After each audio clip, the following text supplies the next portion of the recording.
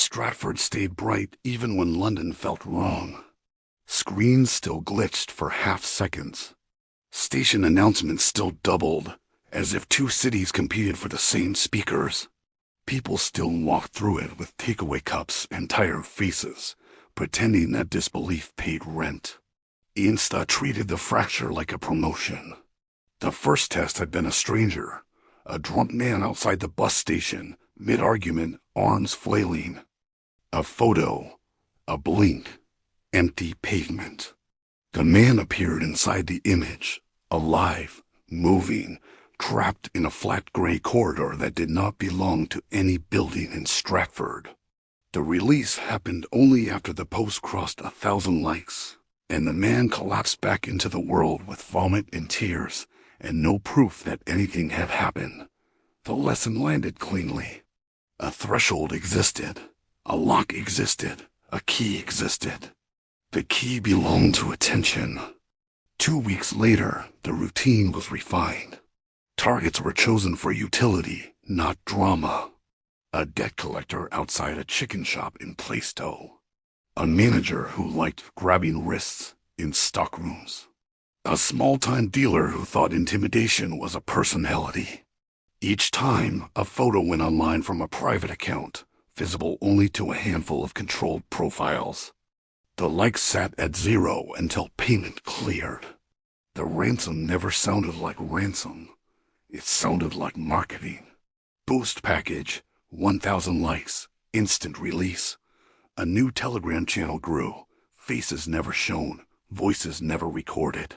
Just screenshots of trapped silhouettes, cropped tight, with counters hovering at 312, 640, 998. The last 2 likes always withheld, held back like a thumb over a wound. The channel offered safety for the guilty and punishment for the inconvenient, sold at a rate that undercut real violence and left cleaner evidence. Blackmail became a service. Disappearance became a subscription. That night, the target was better. A council procurement officer left the Jubilee line and cut through the shopping center toward the taxi rank. The officer carried a laptop bag and an expression that had learned to ignore beggars, flyers, and eye contact. Insta followed at a distance, filming reflections in shop windows, keeping the face-off camera until the moment arrived. The moment arrived near a quiet corridor by the toilets, where CCTV domes pointed the wrong way and the lighting flickered like a tired conscience. The phone lifted. The shutter snapped. The officer vanished with the same dropped frame effect. A half step preserved, then nothing. The corridor smelled suddenly sterile, as if air had been replaced. The image on screen showed the officer in the gray pocket space, fists hammering soundlessly against an invisible barrier. The officer's mouth formed questions that never reached the outside. The pocket space walls pulsed closer, tightening with every second the post stayed small. Insta did not rush to post publicly. Public meant chaos. Public meant strangers could open the lock without permission. Control required scarcity. The photo went to a private account, shared only to the Telegram channel. A caption followed. Procurement, clean release available. Price doubles at midnight. The first payment arrived fast. The second arrived faster. Money moved through crypto rails and prepaid cards, broken into fragments small enough to hide among normal transactions. The likes climbed with it, placed by bots that looked like real teenagers and real mums and real commuters. At 999 likes, the counter stopped. The officer's eyes on screen fixed on the camera with a new understanding. The lock could open, but it would not open for mercy. It would open for whoever paid for the last click.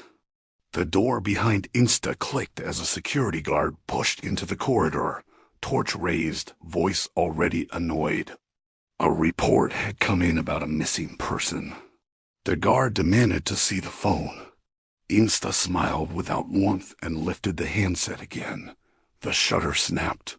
The guard disappeared mid-sentence. The torch clattered to tile, still shining.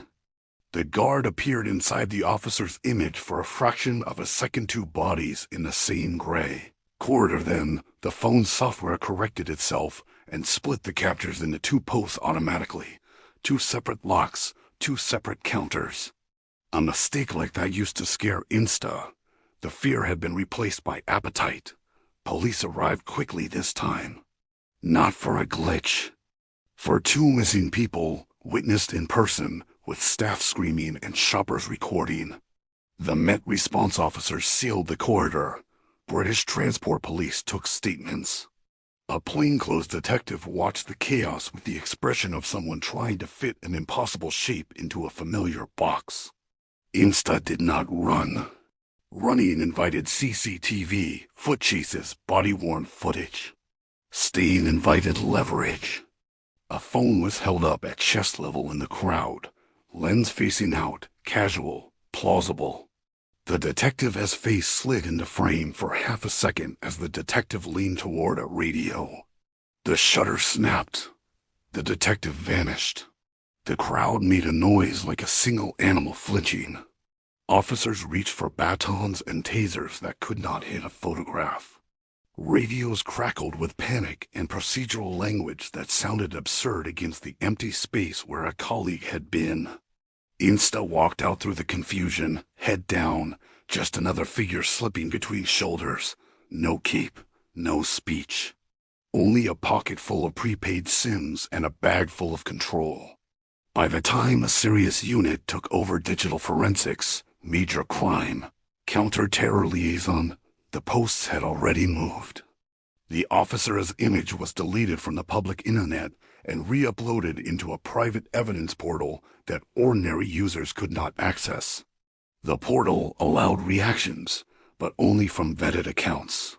The likes counter started at 0 and stayed there. The Telegram channel received a final message from an anonymous profile picture shaped like a corporate logo. Capability confirmed. Meeting offer paid. A van with magnetic panels reading Cromwell Applied Systems rolled into a service yard near a Met property store. Insta stepped inside without hesitation, as if climbing into a taxi after a long shift.